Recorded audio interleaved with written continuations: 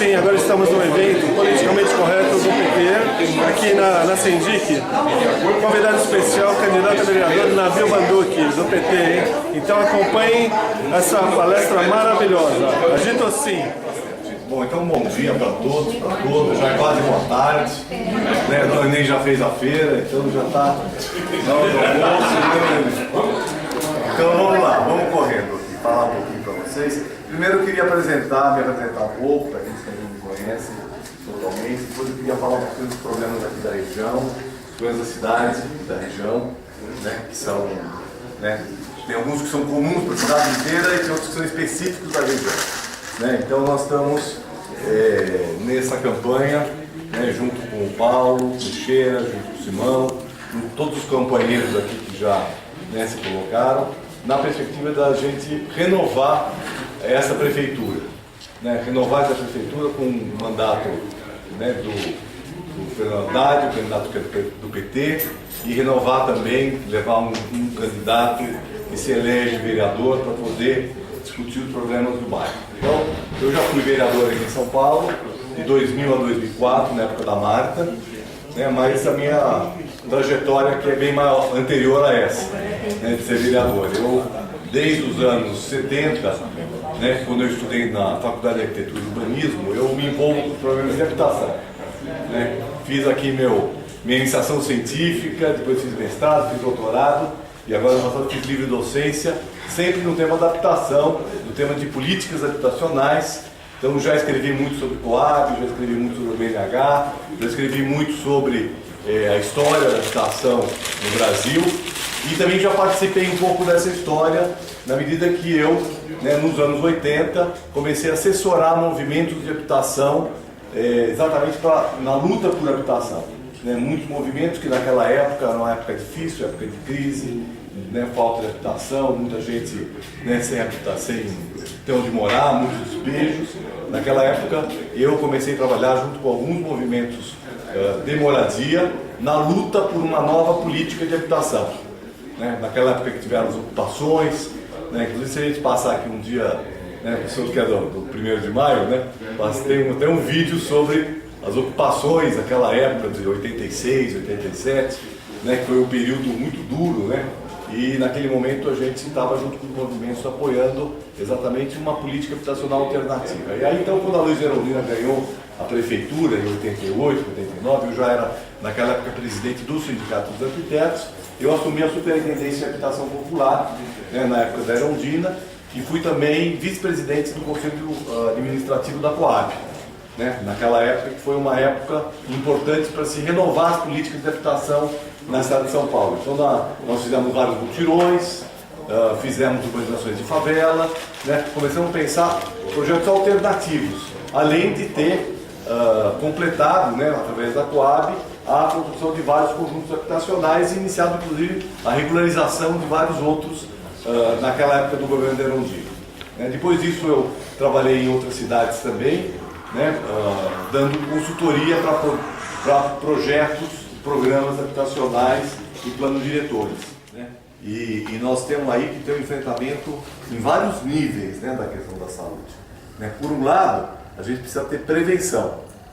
Né? Nós precisamos ter saúde das equipes de saúde da família, tá certo? Nós precisamos ter, né, uma política mais incisiva da prefeitura, né, de preparar as pessoas para elas para evitarem as doenças. Né? Então, por exemplo, eu falei aqui do Parque Linear. Né? Quando a gente fala de cidade, nós temos que pensar sempre associado à ideia da cidade saudável. Né? Por quê? Nossa cidade não é saudável. Então, por ela não ser saudável, ela gera problemas de saúde. Ela é poluída, tá certo? Então a poluição causa problema respiratório.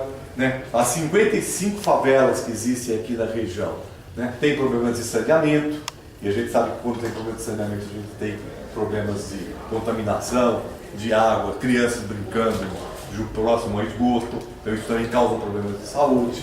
Né? Nós temos faltas de áreas de lazer, e a gente sabe que o lazer, né, a pessoa para evitar doenças de coração, diabetes, né, várias doenças, né, a pessoa que faz exercício, ela tem ela previne, né, essas doenças, né, o exercício ajuda a isso. Nós sabemos que em São Paulo uma quantidade muito pequena das pessoas fazem exercício. E as mulheres fazem menos exercício que os homens. Por que será que elas fazem menos exercício que os homens?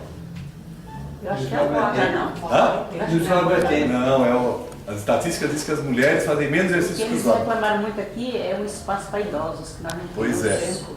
Pois é, então faz parte disso. Mas eu acho que as mulheres fazem menos exercício que os homens porque as mulheres têm dupla jornada de trabalho, não é? Ela tem que trabalhar e depois tem que ainda cuidar da casa. Eu acho que é por isso. Estou aqui levantando hipóteses, vocês querem saber melhor. Mas de qualquer maneira, né, a gente também tem espaços agradáveis para isso.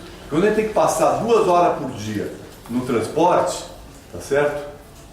No estresse do transporte, a gente também tem menos tempo para fazer exercício. Temos menos tempo para poder fazer o esporte. Então a gente tem falta de espaço e temos falta de tempo. Falta de espaço e falta de tempo são 2 problemas de uma metrópole como São Paulo.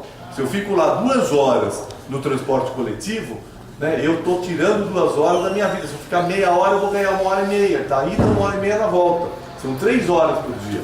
Para eu poder fazer esporte, para eu poder lazer, para eu frequentar um centro de convivência. Né? E nossa população, apesar dos problemas de saúde, né, nossa população está envelhecendo. Está envelhecendo no sentido que ela está vivendo mais. Tá certo? E hoje nascem já menos crianças do que no passado. No passado as famílias tinham 5 filhos, 6 filhos, 4 filhos. Né?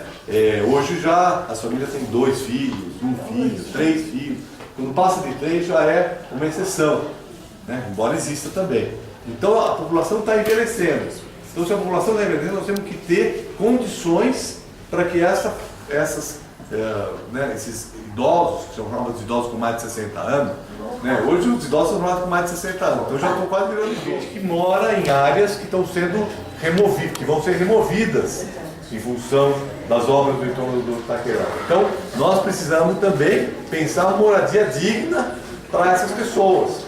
Que não seja levar elas lá para o fim do mundo, tá certo? Porque elas também têm direito de morarem perto, assim como os que estão no Macoab tiveram acesso a uma habitação produzida por um órgão público, os que vão sair eventualmente de favelas e de áreas, né, de habitação, né, por conta das obras do Itaquerão, né, precisam ser atendidas adequadamente. E depois nós precisamos dar o tratamento adequado para essas áreas.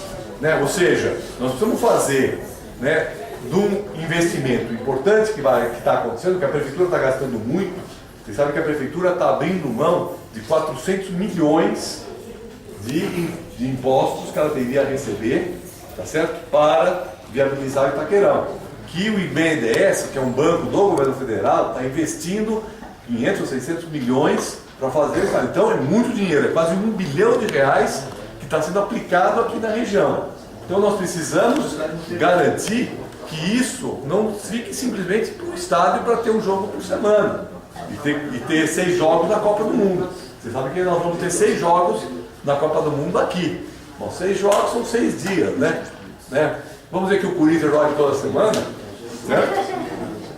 Às vezes joga fora de cidade, etc. Né? Vamos ter um jogo por semana. É pouco para um investimento tão grande. Então nós vamos aproveitar esse investimento para outras, né, atividades que, se a Prefeitura tivesse pensado isso com mais planejamento, já poderiam estar sendo pensadas, porque um estádio ele pode envolver outras atividades associadas a ele. Né? Então isso vai precisar ser trabalhado. Né? Seja esse entorno, né, por exemplo, os parques lineares, né, que podem surgir ao longo dos casos. Todo mundo sabe que é um parque linear que acompanha os córregos. Né? Para quê? Porque o córrego, o fundo do vale, onde o córrego chega, é uma área que deve ficar o máximo possível permeável, certo? Porque com isso a gente evita problemas de enchente. Né? Então, a ideia do parque linear é criar uma área de lazer que ao mesmo tempo melhora a drenagem da cidade e evita as enchentes. Então, o parque linear é uma proposta que está inclusive no plano diretor de São Paulo. Mas, então nós vamos ter tratamento disso, precisamos ter isso ser equipado para de fato virar, né, um parque que possa ser utilizado, né, pela população e não vire uma área abandonada, como às vezes as áreas públicas elas ficam, certo? Por quê? Porque os nossos filhos, né, nossos filhos, os mais velhos, ou nós mesmos mais jovens, tá certo? Temos direito a ter acesso a uma universidade na nossa região. eu sou professor na USP, lá da cidade universitária, lá na Zona Oeste, no Butantã, né? Mas já dei aula também aqui na USP Leste, que parece que é perto, eu falo USP Leste, mas também não está tão perto aqui de Itaquera. É muito contramão. Então, nós estamos agora, né, lutando aí para implantar uma universidade federal na Zona Leste, aqui em Itaquera, né, nessa região mais próxima daqui.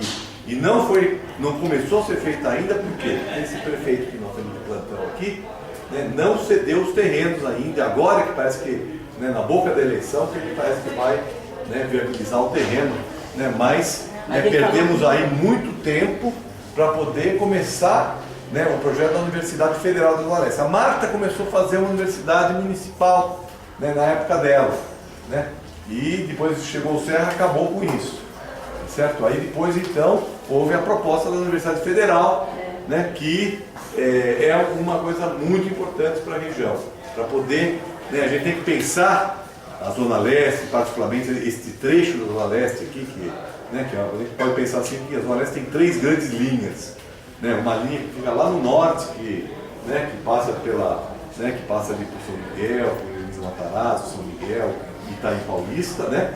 Ele tem a linha da estrada de ferro lá em cima, aí tem uma outra linha aqui, que passa por Itaquera, Guanazes, tá certo? E depois tem uma outra mais ao sul, que passa por Sapopemba, né, e São Mateus, né? Então são 3 linhas. A Zona Leste é uma, né, para quem está fora da Zona Leste, fala Zona Leste como se fosse uma coisa só, mas a Zona Leste também é grande. Lá do outro lado.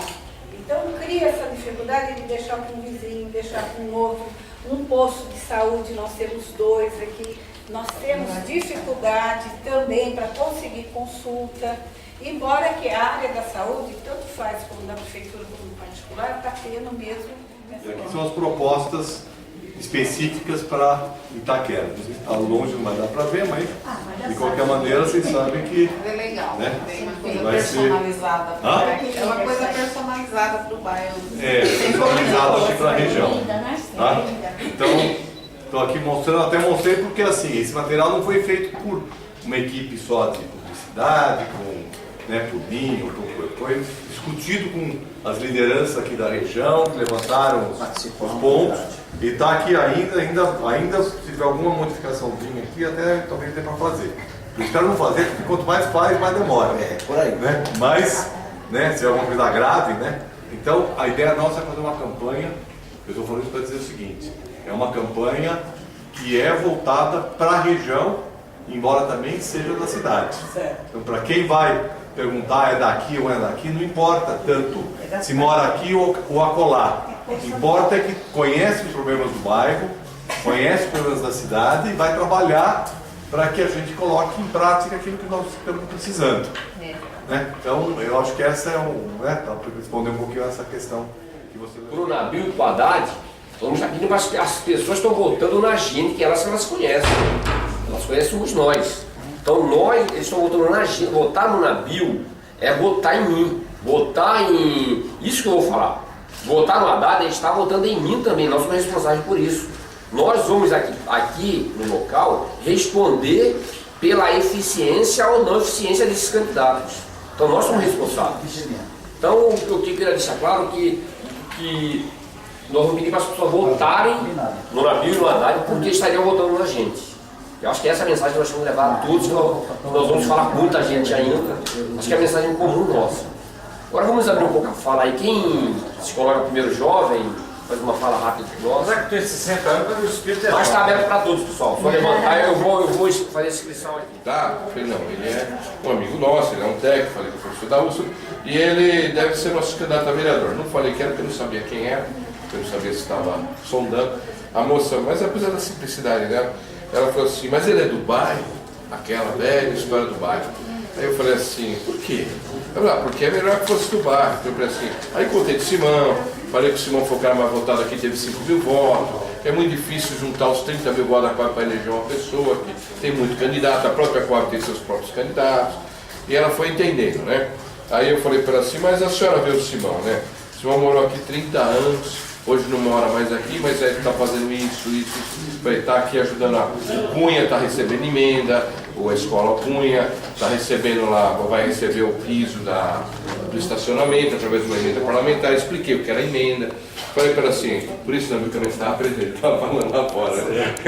Aí expliquei para ela que o Otacílio vai receber as lixeiras ecológicas, vai também receber 12 quadros novos, e que o Simão, apesar de não morar mais aqui, cuida do bairro. Então eu expliquei, assim eu falei para ela, só ver que não precisa morar no bairro para ajudar o bairro. Tem que estar presente, tem que ter gente que votou nele no bairro, tem que ter voto. E aí ele está sempre aqui presente, porque a gente vai manter a relação. Quem comprou o apartamento já aposentou, alguns já morreram, o apartamento já está quitado, e eles não têm atividade. E os jovens que vieram depois também não têm. Por exemplo, nós temos aqui um céu que enorme, tem muita atividade, não tem uma piscina. Nós tentamos, através do Paulo Teixeira, montar uma piscina aqui. O Paulo liberou 250 mil reais para montar uma piscina aqui para nós. Uma piscina grande, que nem a do Xerete lá, bem feita, legal. Não conseguimos porque a prefeitura não tem convênio com o Ministério, certo, lá para trazer esse dinheiro. Uma coisa que você pode ver para nós também como vereador. Como é que faz esse convênio para a gente conseguir aqui na Coab 1, na Coab 2, que é maior que a 1, né? A prefeitura não tem porque os Kassab não quis fazer. Porque dinheiro tem. Bom, gente, esse é o meu pedido para ele. 4, 3, 2, 1, 0.